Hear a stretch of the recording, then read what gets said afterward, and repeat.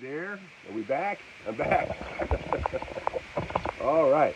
How's the sound now? Can you all hear me? Sorry about that. We lost connection. We're back on the game here. How's everybody doing? Can you hear me now? We're getting ready to go. It's 8:30. Aloha from Hawaii.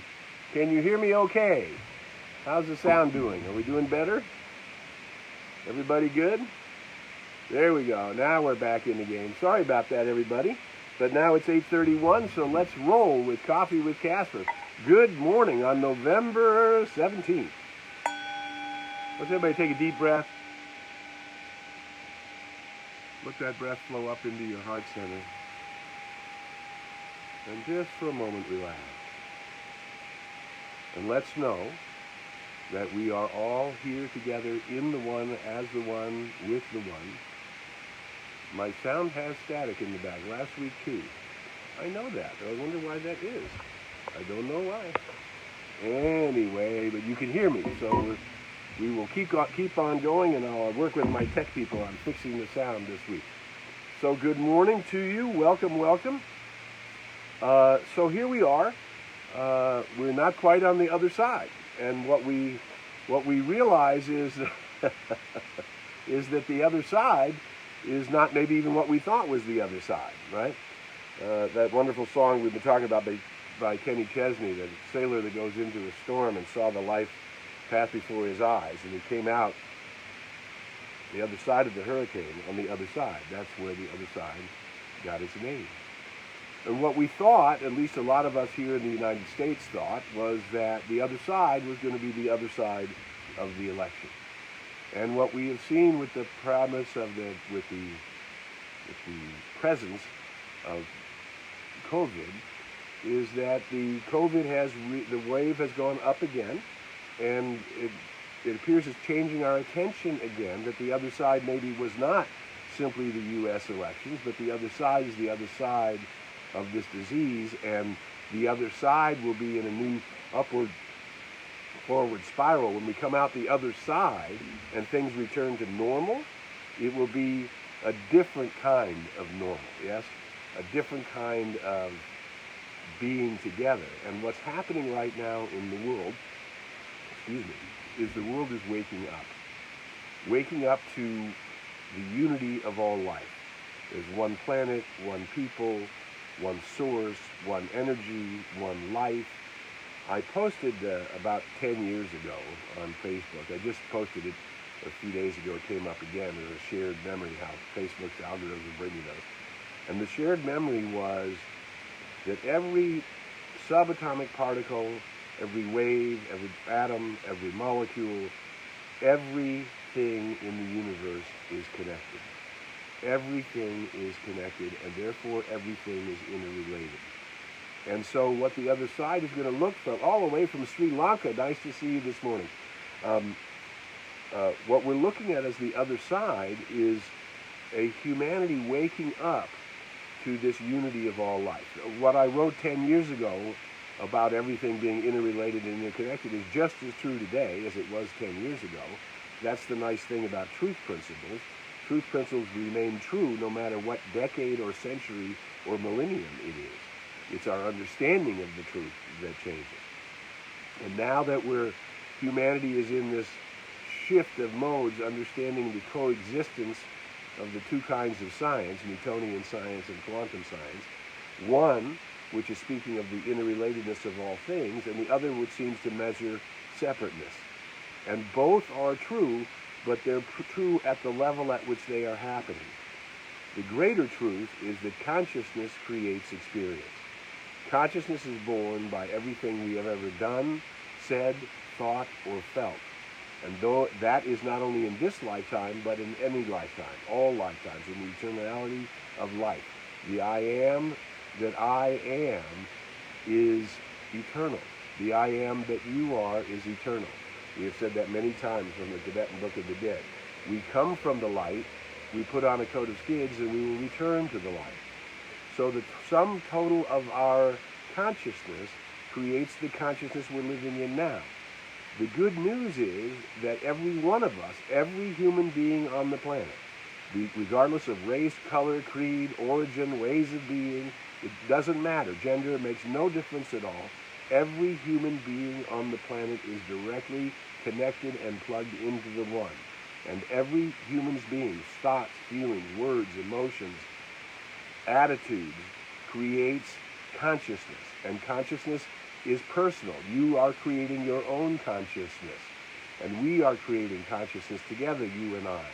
And this show and all of the light workers, we know there's a couple thousand light workers around the world that are participating in Coffee with Casper, hopefully grabbing any thought or idea that is valuable, that it restores your awareness, that makes you calmer, more alive, more awake, more in tune. Any idea that we talk about are yours. They're free for the taking.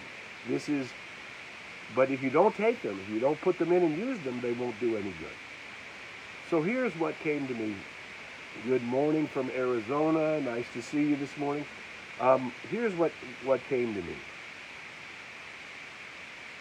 The other side, because everything is interrelated and interconnected, we need to know as a humanity, dividing ourselves up over points of view is a false separation, right? And what needs to happen, since everything is interrelated and interconnected, and as we have learned from this COVID experience, we're all in this together. There is no separateness in the field where a pandemic is crossing all lines. That's what it means. It's not respecting nations, it's not respecting borders, it's not respecting continents, it's not respecting temperatures, it's not respected. It's just moving wherever the virus itself moves. And we now, as a humanity, need to work together to come to the other side. We will come up the other side, we'll be in a higher place than when we saw it the first time. As T.S. Eliot says, we'll arrive in the place and see it for the first time. But the reality is that what is required now is that we work together. And the way that human beings work together, the way that we have evolved to work together, is something called civility. So it popped into my awareness, well, what are all the different synonyms for civility? What do we mean by civility? So I checked it out for us, and here it is. Civility means courtesy, decorum, politeness, respect, affability, amenity, compliance, tact. So applying civility is bringing these qualities, courtesy, decorum, respect, affability, right? Now, I love that word affability because we like to know what's affable. So let's look at the synonyms for affability. Agreeability, congeniality, cordiality, good-naturedness, graciousness, niceness, sociability, pleasantness, cordialness, warmth. Now imagine if we started to bring these qualities all embedded or surrounding the idea of being civil with each other, and I agree, being affable with each other, to be agreeable with each other, to be warm with each other, to be pleasant with each other, even in the midst of our varying points of view and different understandings.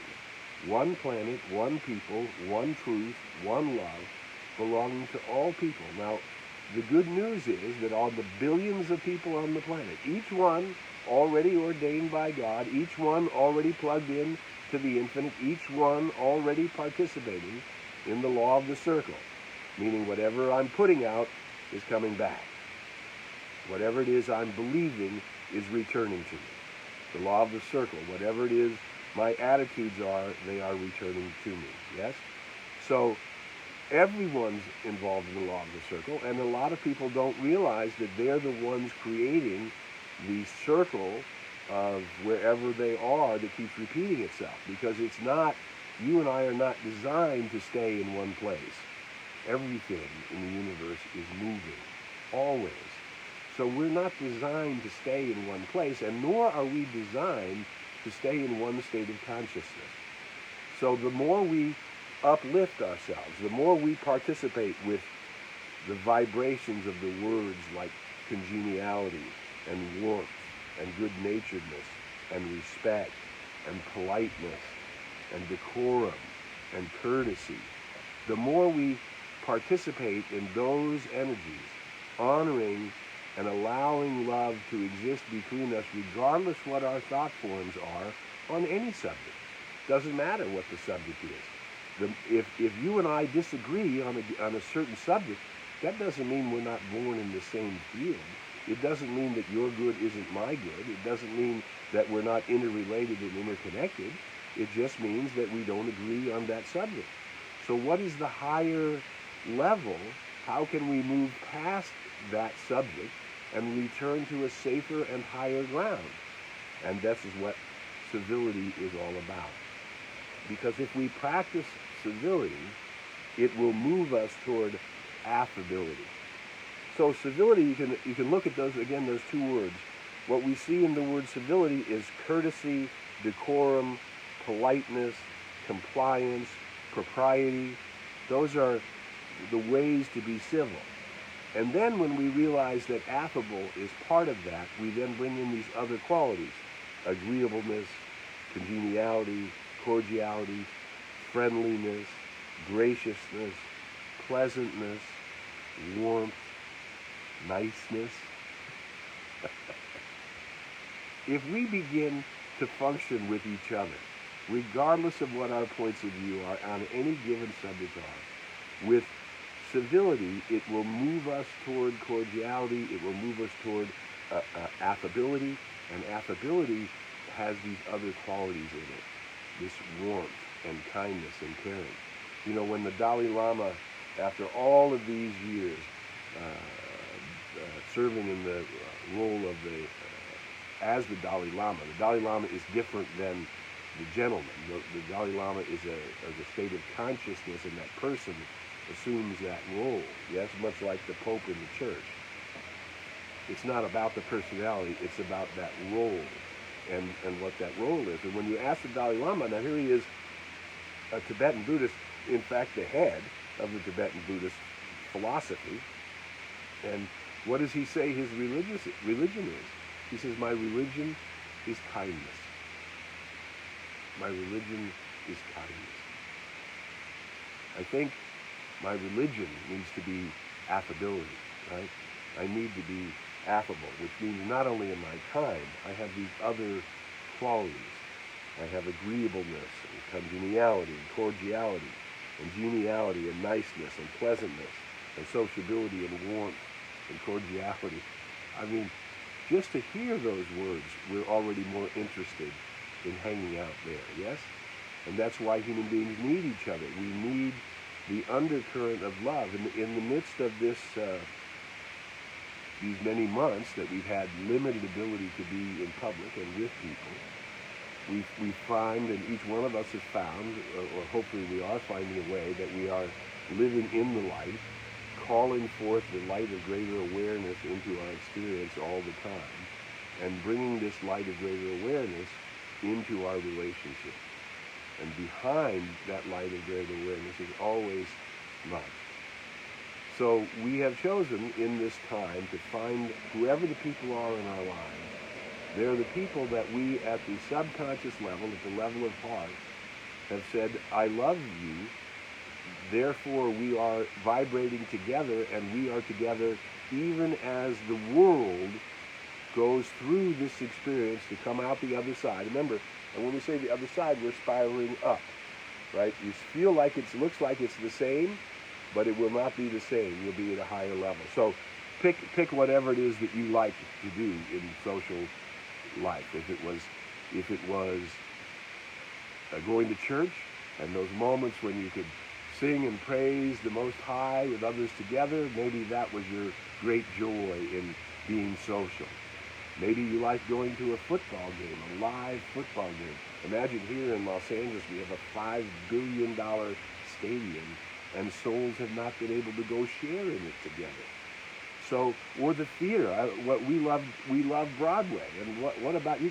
You go to New York, all of Broadway is shut down. What about that excitement of when you're sitting down and the show's about to begin and the crowds are coming in? So when we return, it won't be the same. You'll be up a higher level. your sense of civility and affability are going to be so hugely different because of your great appreciation of what a joy it is to be on this journey with other souls. No matter how close we're vibrating together, if 100,000 of us can get in the same arena together, we've got to be vibrating at least that close that we can be there together at 100,000 people a time, right? Or 700 in the theater, or 500 in the church, or 40 in the church. It doesn't matter. But what we will see when we return to it is that we have a higher level of appreciation, that we are not staying the same, that we are resetting and renewing. This is about a reset and a renewal. And so what we need to do in the midst of this reset and renewal is bring these qualities that we would like to see happening in all of our relationships. Each one of us must bring them forward in our relationships. In our relationship with the grocery store, with the dry cleaner, with your donut shop, your coffee shop, wherever it is you're interacting with other people, are you bringing these qualities that we know the world is thirsty for at this renewed level? Are we able to bring it forth now? Are we able to bring forth the kind of kindness, the kind of warmth, the kind of connection that we would like to have in our experience? Are we able to bring it forth now? Not waiting to get to the other side, but practicing the presence as though I were on the other side. Because the more of us as awakening souls, the more of us who are turning our attention to being led, guided, guarded, protected, directed, and led by this I am presence, this higher nature of my own self, releasing the lower nature, not having to destroy it, not having to fight it, but letting it go, letting loose of it, so that this higher nature can come in, that we can let go of our fear, that we can start walking in confidence that this nation, the United States, and we honor all nations, but we honor our role in this nation as a beacon of light. Lady Liberty, right, was a gift to the country because we are such a beacon of light, holding up that beacon of light for the world, right? And what is our prayer and our pledge? Our pledge is one nation under God with liberty and justice for all. Freedom and justice, equal play for all. And so this reset and renewal is coming forth that we may shine our light more brightly, not just keep shining the light in a way that we appear to be divided and not united, but to shine the light on what it is to be liberated, what it is to be awakening, what it is to be civil, and therefore call forth these qualities of affability and warmth and kindness and caring and presence. And each one can do it by touching the presence within ourselves.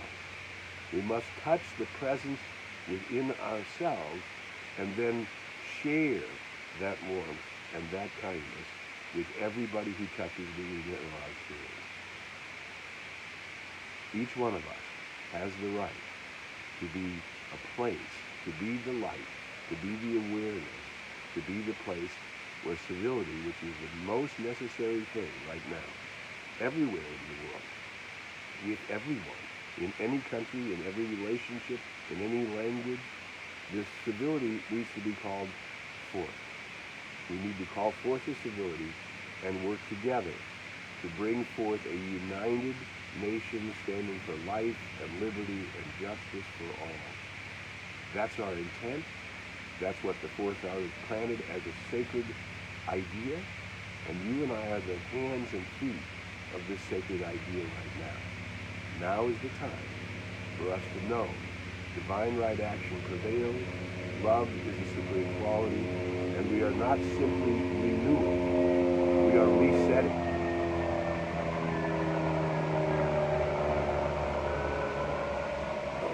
Things fly overhead when you're ready to reset. Things will change. You'll have to pause and adjust and allow the new good to come into your life. You are a light worker in the world. Go to newthought.com, go to YouTube, Share Coffee with Casper anywhere you can. Share these ideas, and let's all of us work together as awakening souls in the world to bring forth this greater good, this greater newness, this greater aliveness, and this greater appreciation for all of us being in this together as one planet, one people, one world that works for everyone. We have a long way to go, but each moment can be filled with the presence and the immediacy of the warmth and color and joy of what it is to truly be alive. Hold on to your deepest and most powerful love. Keep creating it. Keep bringing it forth, and watch it begin to multiply and transform that which is happening in the social structures of our nation and indeed the world. A greater good, a greater liberty, a greater happiness, a greater awareness, and a greater, what would you call that? A greater bottom line of kindness. Wouldn't that be wonderful? Each one of us could be part of a greater bottom line in kindness. Who you are is wonderful. You are a light worker in the world. Ask for more light. It shall be given you, and you will figure out how to shine it more brightly. Thank you for being who you are. Until we meet again, we invite you to go in the light, as the light, and with the light. May the longtime sun shine upon you. All love surround you, and the pure light within you guide you on your way. Bye for now.